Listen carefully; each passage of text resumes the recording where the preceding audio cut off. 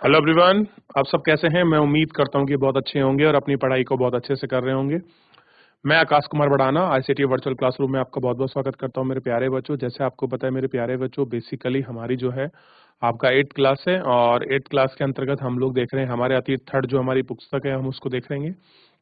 Clear है? और इसमें हम लोग 1847 मतलब 40 से लेकर 18 और 1947 के बीच का जो समय है आजादी के संग्राम का, बेसिकली उसको हम लोग अपने चैप्टर में आपका देखने वाले हैं। तो राष्ट्रीय आंदोलन के क्या घटक रहे हैं इन पर हम लोग आपका बात करेंगे। चलिए तो हम चलते हैं सीधा डिजिटल बोर्ड पर। देखिए चैप्टर हमारे सामने है, राष्ट्रीय आंदोलन का संगठन हम लोग इसमें देख रहे हैं और 1870 के दशक से लेकर 1947 के बीच की क्या स्थिति है उसी कंडीशंस पर हम लोग थोड़ा सा बात करेंगे और इसी को हम लोग गौर करके एक एक करके इन सब पर आपका देखेंगे। ये देख रहे हैं इस प्रकार के ना जाने कितने धरने कितने आंदोलन हमारे राष्ट्रवादी नेताओं ने किए हैं ताकि आजादी जो हम चाहते हैं वो आजादी हमको मिल सके, हम आजादी को प्राप्त कर सके। न जाने कितना संघर्ष हमारे नेताओं ने यहाँ झेला है और किया है, ये हमें समझने की जरूरत है कि ये किस दौर से हम लोग गुजरे हैं। क्लियर है? चलिए देख लीजिए।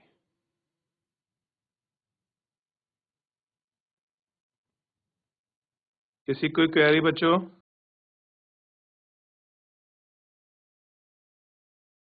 पिछले अध्याय में आपने अध्ययन कर चुके हैं कि भारतीय भू क्षेत्र पर अंग्रेजों का कब्जा, रियासतों का अधिग्रहण, नए कानून का प्रशासकीय संस्थाओं की शुरुआत, किसानों और आदिवासियों की जिंदगी में बदलाव, 19वीं सदी में आए शैक्षणिक बदलाव, महिलाओं की स्थिति में संबंधित वाद विवाद, जातीय व्यवस्था की चुनौती और 1857 का विद्रोह, उसके बाद स्थिति, हस्तकला का पतन का उद्योग, ये सारी चीजें आप लोग देख चुके हैं और इन मुद्दों पर बात कर रहे हैं। लोग सारे असंतुष्ट थे। इन चीजों को हम लोग अब तक सारे मुद्दों पर हम लोगों ने गौर करके देख लिया। बात कर रहे हैं राष्ट्रवाद के उदय की। उपरोक्त बदलाव में लोगों को ने एक अहम भूमिका के बारे में सोचने के लिए विवश कर दिया है। यह देश क्या है, किसके लिए है, इसका जवाब धीरे धीरे सामने रूप में आ रहा है। भारत का मतलब यानी कि जनता, भारत यहाँ रहने वाले धर्म, जब जाति, जेंडर वाले तमाम लोगों से घिरा है। यह देश के संसाधनों और उसकी सारी व्यवस्थाओं के लिए है। जब तक देश के लिए एहसास सामने आया है, जब तक अंग्रेजी संसाधन के लोग जिंदगी में बदलाव आ चुके हैं, यहाँ तक कि नियंत्रण खत्म हो गया है। भारत के लिए लोगों का भारतीयों का नहीं हो सकना है। चेतना 1850 के बाद राजनीतिक संगठनों में साफ साफ दिखाई देनी पड़ी थी। 1870 से और 1880 के बीच में राजनीतिक संगठन यहाँ की चेतना और गहराई से जुड़ चुकी थी और इनमें जाता संगठन की बागडोर वकील आदि और शिक्षित पढ़े लिखे पेशावर हाथों में थी। जैसे पूना सार्वजनिक सभा, इंडियन एसोसिएशन, मद्रास महासभा, बॉम्बे रेजिडेंशियल एसोसिएशन, भारतीय राष्ट्रीय कांग्रेस के प्रमुख संगठन थे। यानी कि अब जो भी हमारे यहाँ राजनीतिक चेतना बढ़ रही थी वो आपके संगठन के रूप में साफ दिखाई दे रही थी।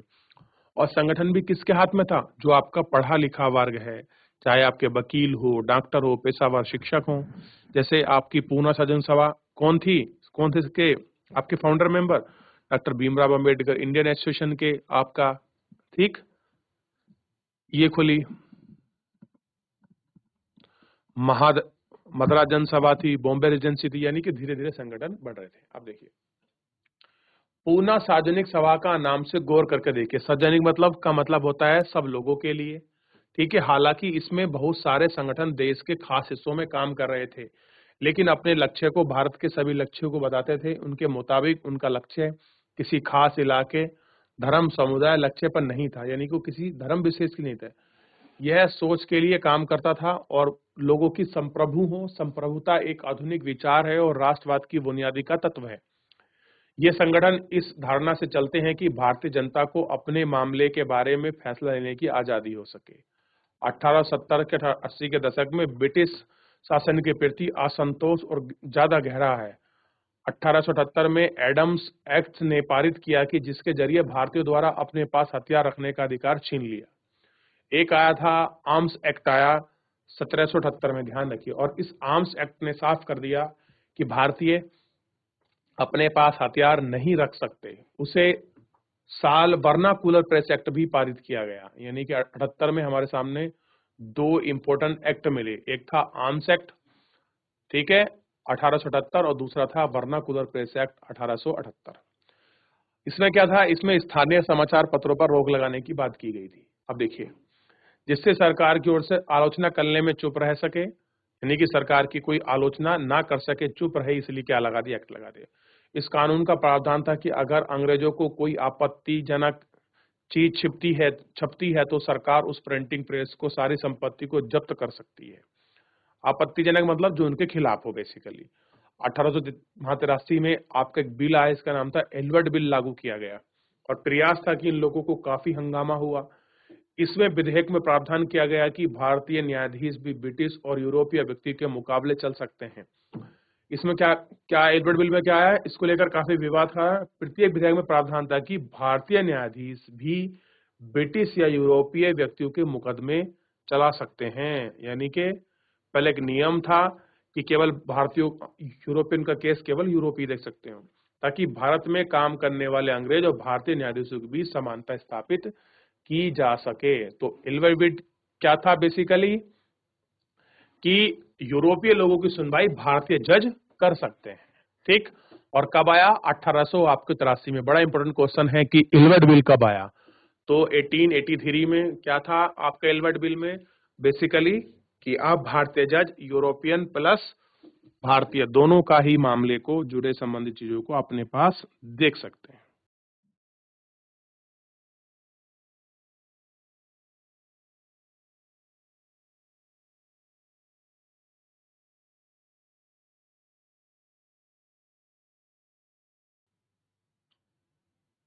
जब अंग्रेजों ने विरोध की वजह सरकार के इस विधेयक को वापस लिया तो भारतीय ने इस बात का काफी विरोध किया और ये घटना भारतीय असली रवैये का पता चला, ठीक है। अब देखिए, पढ़े लिखे भारतीयों ने एक अखिल भारतीय संगठन की जरूरत थी 1880 में। उन्होंने एक महसूस किया और कि एक हमारे पास क्या होना चाहिए, एक ऐसा संगठन होना चाहिए जो पूरे हमारे एक भारतीय लेवल पर हो, एक अखिल भारतीय लेवल पर एक संगठन की जरूरत महसूस की और कह रहे हैं कि 1880 में ये चीज देखिए। परंतु एल्बर्ट बिल विधेयक ने इस चाह की ओर और गहरा कर दिया, यानी कि पहले एक उम्मीद थी कि ऐसा करें, लेकिन जैसे ही आपका एल्बर्ट बिल हुआ तो उसने और चाह को और बढ़ा दिया।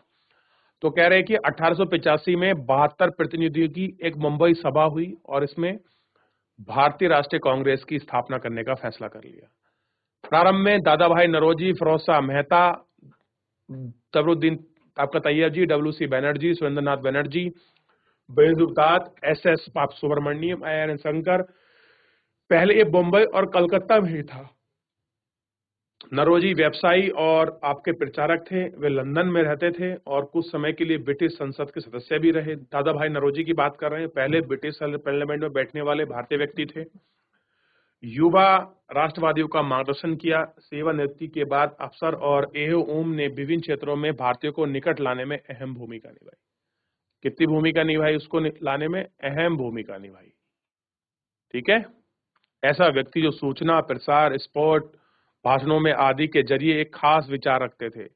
ये है हमारे old man, gold old man कहा जाता है। ये देखिए फेस, दादा भाई नौरोजी। दादा भाई नौरोजी की पुस्तक poverty and un-British rule of India में शासन के तीनों आर्थिक परिमाणों की उन्होंने बहुत तीखी आलोचना की है। तो याद रखना, दादा भाई नौरोजी।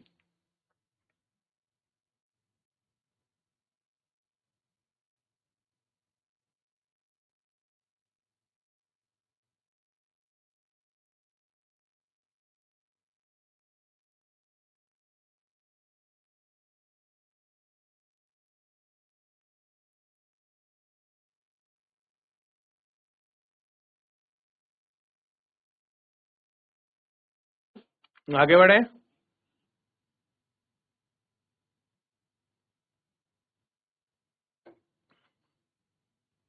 कह रहे हैं कि कांग्रेस के पक्ष में बोलने का प्रसार ये रही है। कह रहे हैं कि जनवरी 86 में द इंडियन मिरर नामक एक न्यूज़पेपर था, उसमें कुछ लिखा गया था, बम्बई में आयोजित प्रथम राष्ट्रीय कांग्रेस हमारे देश में भावी संसद का केंद्रक है और यह हमारे देशवासियों के लिए अकल्पनीय रूप से लाभकारी परिमाण को जन्म देगी। यानी कि जिन चीजों की हमने उम्मीद भी नहीं की है, ये उनको ऐसे में प्रॉफिट होगा। बदरुद्दीन तैयबजी ने 1887 में अध्यक्ष की हैसियत से कांग्रेस को संबोधित करते हुए कहा, यह कांग्रेस भारत के किसी वर्ग और आपका समुदाय के प्रतिनिधि से मिलकर नहीं बनी है, बल्कि ये भारत के सभी समुदाय और संस्था के लिए बनी है। उभरता हुआ राष्ट्रवाद की बात करें कि आखिर में जो राष्ट्रवाद उभर रहा था, ये था क्या? अक्सर कहा जाता है कि पहले 20 सालों में कांग्रेस अपने उद्देश्य और तरीकों के लिहाज से मध्य मार्गी पार्टी है। यह इस दौरान कांग्रेस ने सरकार और शासन के भारतीयों को ज्यादा दिखा दिया है और आवाज उठाई है। कांग्रेस का आग्रह था कि विधान परिषदों ने भारतीयों को ज्यादा जगह दी है, परिषदों को ज्यादा अधिकार दिए गए हैं। जिन प्रांतों में परिषदें नहीं हैं, वहां उनका गठन किया जाएगा। कांग्रेस चाहती है कि देश में भारतीयों को ऊंचे पद दिए जाएं।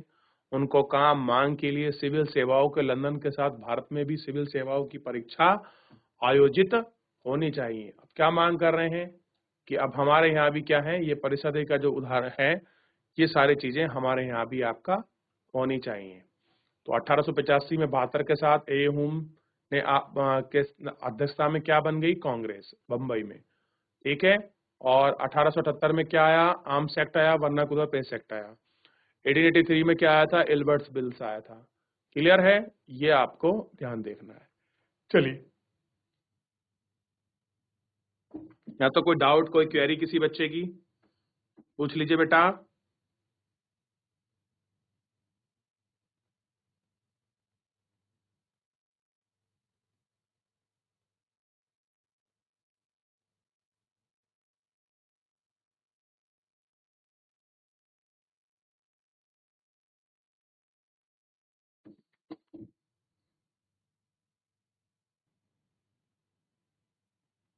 अब बात कर रहे हैं थोड़ी शासन निरस्त करने का मतलब समझिए किसी कानून को समाप्त करना या उसकी वैधिकता स्वीकार रूप से समाप्त है, ठीक है।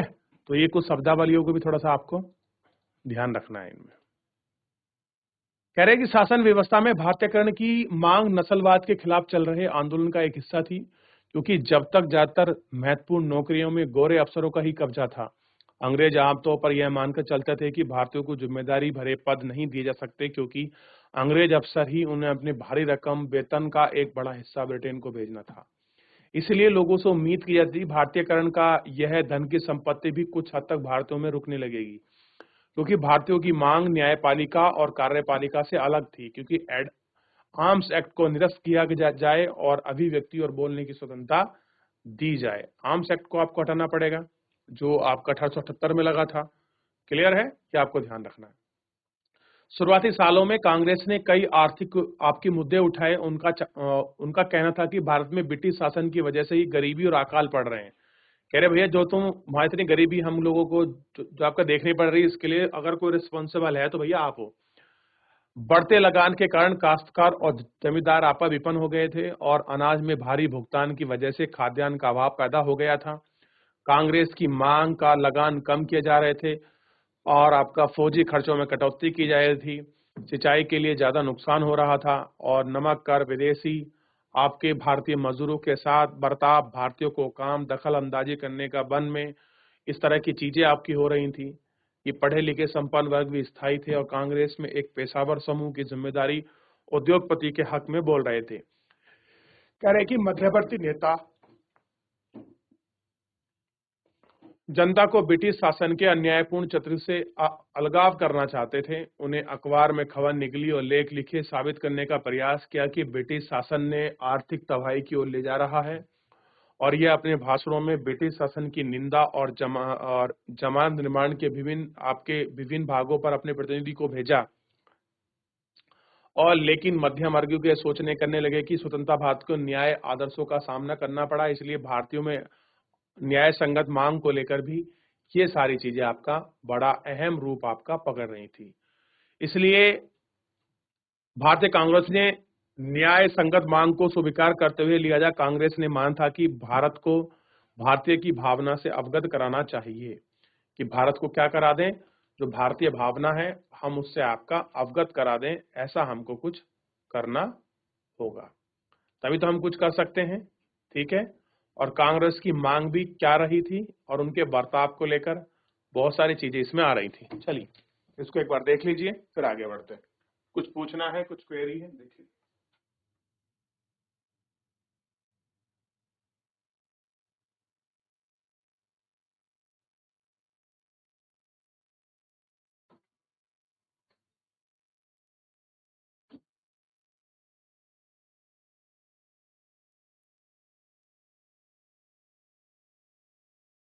चलिए देख लिया इतना, आगे बढ़ने का प्रयास करते हैं और चीजों को देखते हैं क्या किस प्रकार है।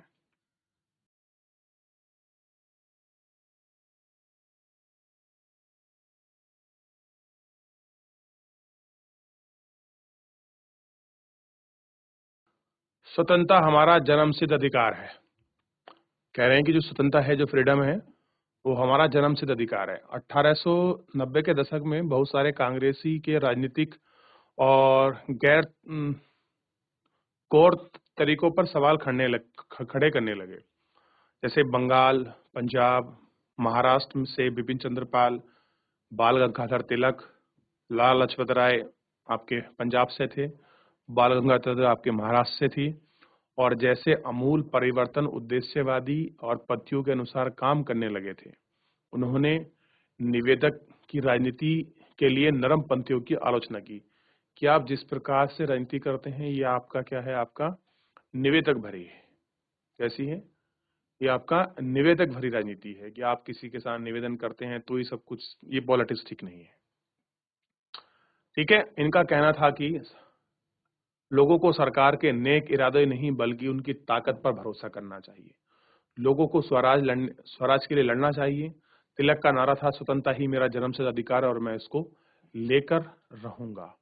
ठीक है, और 1905 में वायसराय आपके कर्जन ने बंगाल का विभाजन कर दिया। कब किया? 1905 में। उस वक्त भारतीय ब्रिटिश का सबसे बड़ा प्रांत था। बिहार और उड़ीसा के कुछ भागों में उस समय बंगाल के हिस्से थे। अंग्रेजों का कहना था कि प्रशासकीय सुविधाओं को ध्यान में रखते हुए बंगाल का बंटवारा करना जरूरत थी, परंतु प्रशासकीय सुविधाओं का मतलब यह था कि किसको सुविधा मिलने वाली थी। जाहिर है कि इसका ताल्लुका अंग्रेजी अफसर और व्यापारी के फायदे से था, यानी कि बेसिकली जो मेन प्रॉफिट था क्या था, उनके अपने बेनिफिट्स को देख रहे थे। लेकिन सरकार ने गैर बंगाली इलाकों को अलग करने की बजाय पूर्वी बंगाल को अलग करके असम में मिला दिया, और पूर्वी बंगाल को कहाँ मिला दिया? असम में। और पूर्वी बंगाल को अलग करके असम मिला दिया, और पूर्वी बंगाल को अलग करके उसके करने के पीछे अंग्रेजों की वजह से यह रहा कि बंगाल में राजनीतिक नेताओं का कुछ आपके जो वो आपके जो राजनीतिक उनका प्रभाव बढ़ रहा है, उस पर जो है अंकुश बेसिकली आपका लगाया जा सके, इसको लेकर उनकी बेसिकली ये मंशा थी।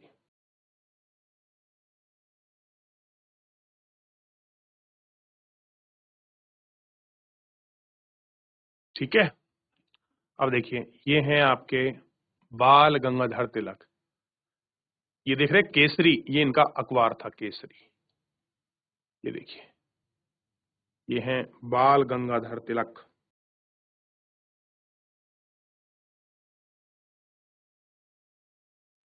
चलिए यहां तक किसी का डाउट नहीं है, आगे बढ़े।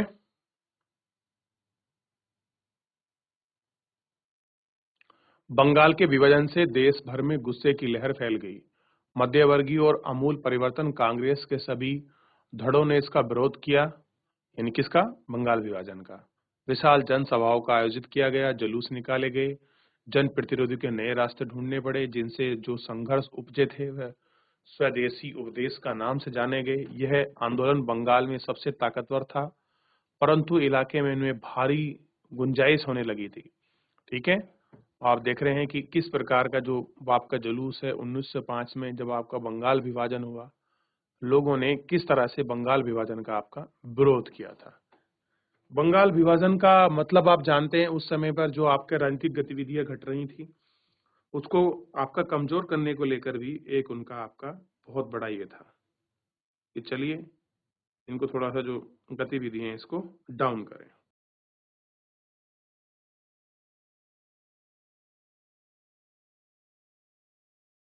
ये है लाला लाजपत राय।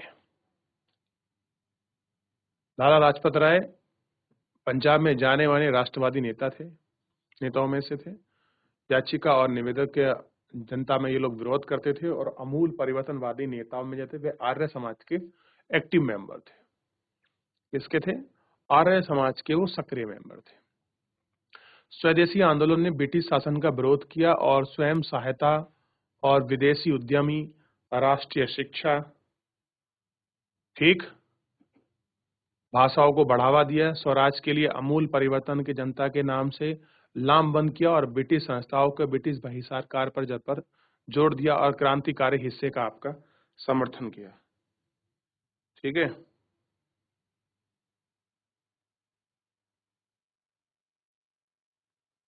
20वीं शताब्दी के प्रारंभिक दशकों में कई दूसरी महत्वपूर्ण घटनाएं भी घटी।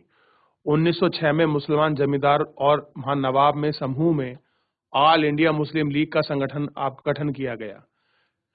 लीग ने बंगाल विभाजन का समर्थन किया। लीग का मुसलमानों से अलग निर्वाचन की आवश्यकता थी। 1990 में सरकार ने यह मान लिया कि अब परिषद में कुछ सीटें मुसलमान उम्मीदवार के लिए आरक्षित की जाएंगी, जो मुस्लिम मतदाताओं का ही चुनाव चुन सकते हैं और अपने धर्म समुदाय के लिए राजनीतिक समर्थन बनाने का लालच पैदा हो गया। क्या हो गया? इन सबको बनाने का जो लालच था वो आपका पैदा हो गया था। 1907 में कांग्रेस टूट गई और इसका सूरत अधिवेशन के नाम, जो आपका विभाजन के नाम से जानते हैं। मध्य वर्गीय धड़ा आपका बहिष्कार की राजनीति का विरोध था। ठीक, लोगों का मानना था कि इसके साथ बल का प्रयोग आवश्यक है, नहीं तो सही नहीं है। संगठन टूटने के बाद कांग्रेस पर मध्यम वर्गीय का दबाव बढ़ने लगा। तिलक के अनुयायी बाहर से काम करने लगे। दिसंबर 1915 में दोनों खेमों को फिर एक बार से आपस में मिलाया गया। ठीक, अगले साल मुस्लिम ऐतिहासिक रूप से ये क्या हुआ, लखनऊ समझौते के नाम से इसको जाना गया, क्योंकि लीग भी इसमें पार्टिसिपेट करने लगी थी। दोनों संगठनों ने कांग्रेस के प्रतिनिधि सरकार के गठन के लिए मिलकर काम करने का फैसला कर लिया कि क्या होगा भैया, हम लोग आपका मिलकर जो है आपका काम करेंगे। और देखिए, जन राष्ट्रवाद का उदय भी इसी समय में हो रहा है। जो आम जनता थी, जो राष्ट्रवाद को आपका पनपा रही थी। कह रहे परिषद शासकीय सलाहकारी प्रतिनिधि की आपकी निर्वाचित सदा थी। परिषद को क्या कहा गया? जो आपका प्रशासकीय है, सलाहकारी है और प्रतिनिधित्व निभाती है, उसी को क्या कहा गया? शासकीय कहा गया।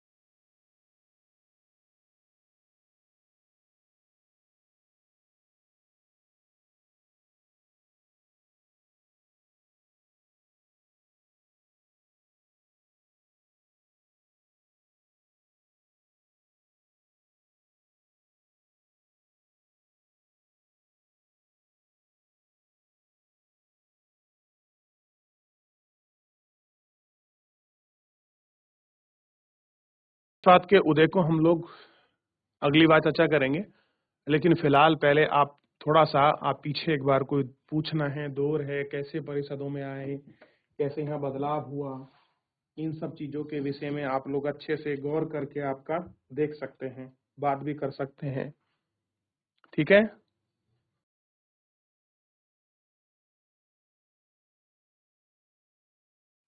पीछे कुछ पूछना है? किसी का कोई क्वेरी, कोई क्वेश्चन यहाँ तक?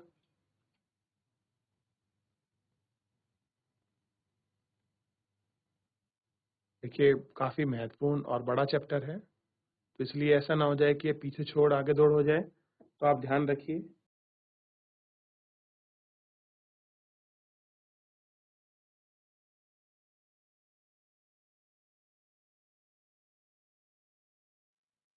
तो इस तरह से मेरे प्यारे बच्चों, हमने पूरे चैप्टर को अपना गौर करके अच्छे से देखने का प्रयास किया है।